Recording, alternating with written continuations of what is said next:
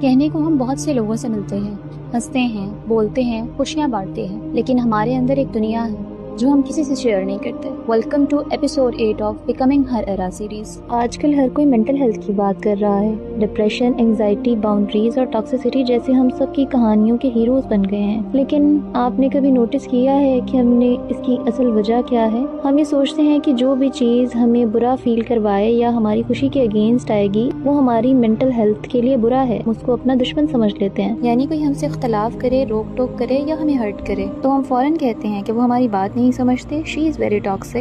کسی کو حق نہیں ہماری لائف میں انٹرفیئر کرنے کا، چاہے پھر وہ ہمارے ماں باپ ہوں، دوست ہوں یا قریبی رشتہ دار ہوں۔ اور نتیجہ کیا ہے کہ ہم سب اکیلے ہوتے جا رہے ہیں۔ ہم نے لوگوں کو اپنے معیار پر پرکھنا شروع کر دیا ہے۔ جو ہمیں برا فیل کرائے ہم اسے برا کہہ دیتے ہیں، جبکہ ہم نے لوگوں کے ہاتھوں میں اپنا پیس دے دیا ہے۔ وہ پیس، وہ رویہ جو ان کے ذریعے ہمارے اندر داخل ہوتا ہے، بجائے اس کے کہ ہم اسے اللہ کے حوالے کر دیں، ہم خود سے ان سے ڈیل کرنا چاہتے ہیں اور ہم چاہتے ہیں کہ وہ ہمارے ہی بتائے ہوئے رویے کے تحت ہمیں ٹریٹ کریں۔ حضرت یوسف علیہ السلام کے قصے پر جب غور کریں تو ان کے سگے بھائیوں نے ہی ان کے ساتھ دھوکہ کیا، ان سے غداری کی، انہیں تنہا چھوڑ دیا، لیکن حضرت یوسف علیہ السلام نے اللہ پر ٹرسٹ کیا اور اپنا آپ اللہ کے حوالے کر دیا، اپنے سارے دکھ غم اللہ کے حوالے کر دیے۔ پھر اللہ نے انہیں ریوارڈ میں ایک ایسا معجزہ دیا جو وہ امیجن بھی نہ کر سکے، انہیں ایجپٹ کا بادشاہ بنا دیا، اور وہی لوگ جنہوں نے ان کو گرایا تھا، دھوکہ دیا تھا، پھر وہی ان کے سامنے جھکے۔ اور ہمارا مسئلہ یہ ہے کہ ہم اپنی مرضی کے حساب سے چیزیں چاہتے ہیں، وہ چیزیں جو ہمیں خوش رکھیں۔ ہم صرف زبان سے اس بات کا اقرار کرتے ہیں کہ ہمیں اللہ پر بھروسہ ہے، لیکن ہم اپنا آپ اللہ کے حوالے نہیں کرتے۔ جب ہم اپنی ایکسپیکٹیشنز لوگوں سے، چیزوں سے اور دنیا سے لگا لیتے ہیں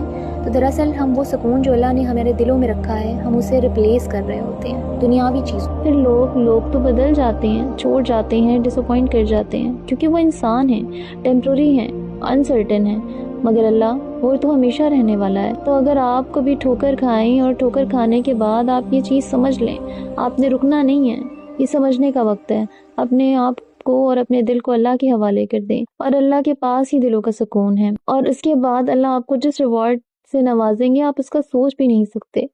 تو بس آپ یاد رکھیں جو چیز اللہ سے جڑی ہوئی ہوتی ہے وہ کبھی بھی نہیں ٹوٹتی، کیونکہ اللہ ہی ہے جو ہمیشہ رہنے والا ہے۔ I know it's difficult but it's worth it and this is your turn to become that kind of woman.